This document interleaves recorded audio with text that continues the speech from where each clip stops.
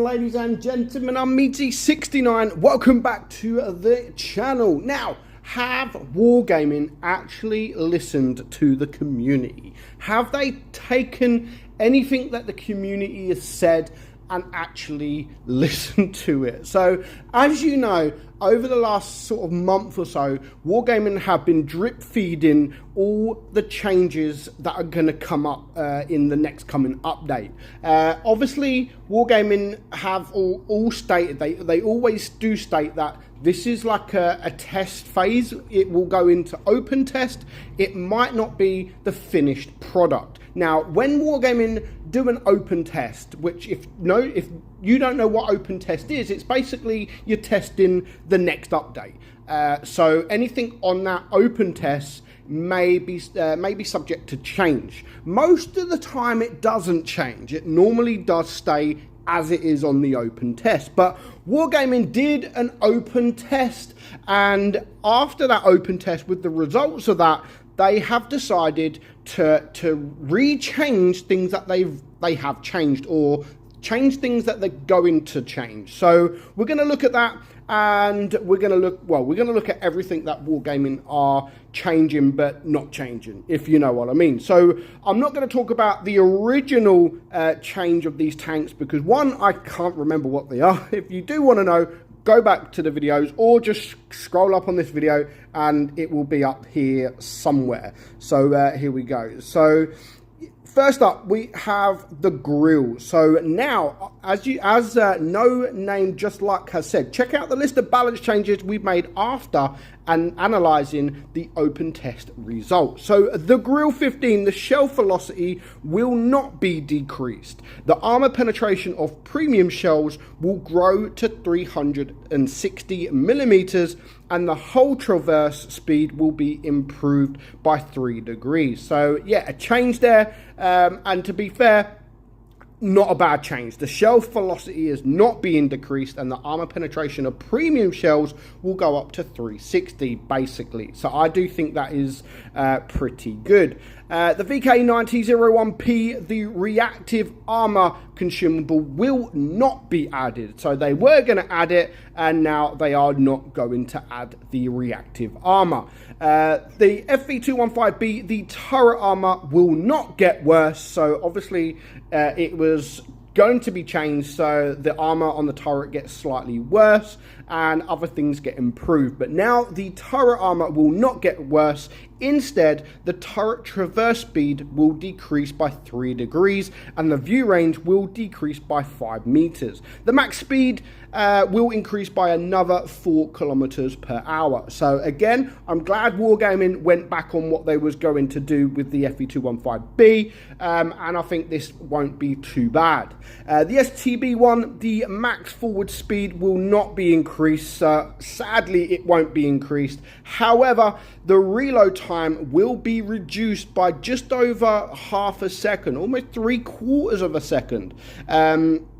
Will be reduced. Well, actually, sorry, it's not getting the buff that it was going to have. So of course the max, the top speed will not be increased, and where it's going to get almost 1 second reload, it's now going to get almost 3/4. So yeah, it's not going to be as good as the original, but we all knew that the STB1 was going to be insane with that.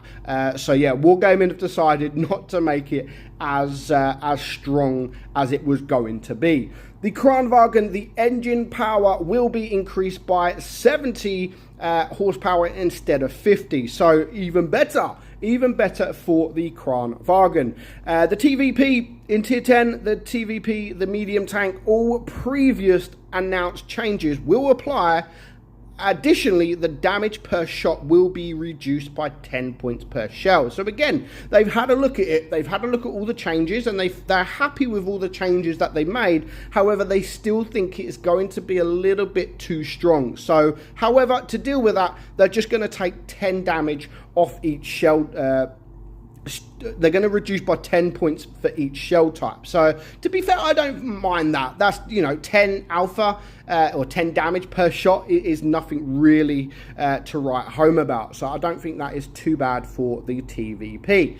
The AMX M454, the armor penetration will be set at 257 for base shells and 330 for heat. Now again, 330 base for heat isn't too bad. You can obviously run calibrated shells and you will get that a lot higher. The power to rate ratio will not improve. So obviously they were going to improve the power to rate ratio, but now they've thought, nah, let's not do that. The tank weight will grow, the armor will not change, and the tank will not receive the reactive armor consumable. Good. You know, we don't want this tank being extremely OP, so a fair change for the AMX. The Minotauro, the hull traverse will actually be improved by 2 degrees, and to be fair, that ain't bad. You know, I know it's only 2 degrees, it's nothing special, but yeah, it is kind of slow, but it is also kind of strong. The tank's kind of strong, and now it's just going to be that little bit stronger with the 2 degrees improvement on the whole traverse. The Super Conqueror HE shell armor penetration will be reduced by 25. Now, we spoke about this because Wargaming were nerfing the HE, which sucked, absolutely sucked for the Super Conqueror. They were nerfing it by 50 millimeters, which is crazy. However, they thought 50 millimeters will be a little bit too much, so instead, let's only nerf it by 25. I still don't think they need to nerf the penetration at all. It's a British tank, you know, give it the higher HE pen. But, you know, it's getting nerfed. At least it's not as bad as originally thought. So the IS-4 and the Object 260, the whole traverse speed will be slightly improved. I don't think that needs a whole traverse in my opinion, but you know, they're getting slightly improved. The E50M, instead of reducing the APCR shell velocity, will decrease the gun accuracy a bit. Now, as we know, as some know, the E50M is one of the most accurate guns in the game. So they're not reducing the shell velocity. They were going to reduce the shell velocity, but they thought, no, we'll keep that. Instead, we will decrease the accuracy instead, which does kind of suck because, you know, it is very good. It depends on how much they decrease it really. But yeah, you know, it is super strong. It's one of the best in the game. I think it's joint best in tier 10, along with the T62A, I think, something like that, and the Leopard 1. But yeah, it is getting slightly decreased.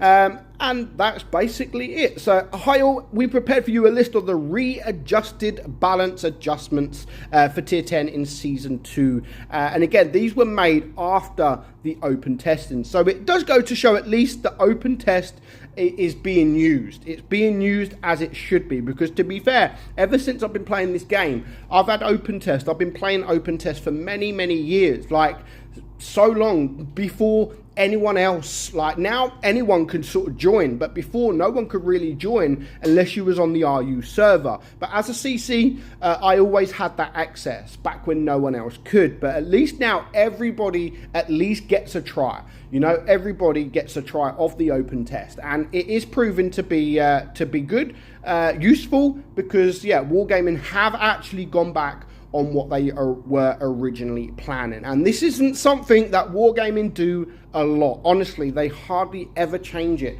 from what is in the open test. So let me know what you think of the readjusted balance adjustments in the comments below. For now, I hope you enjoyed today's video. I'm meadsyreplays, and I'll catch you all soon. Bye-bye.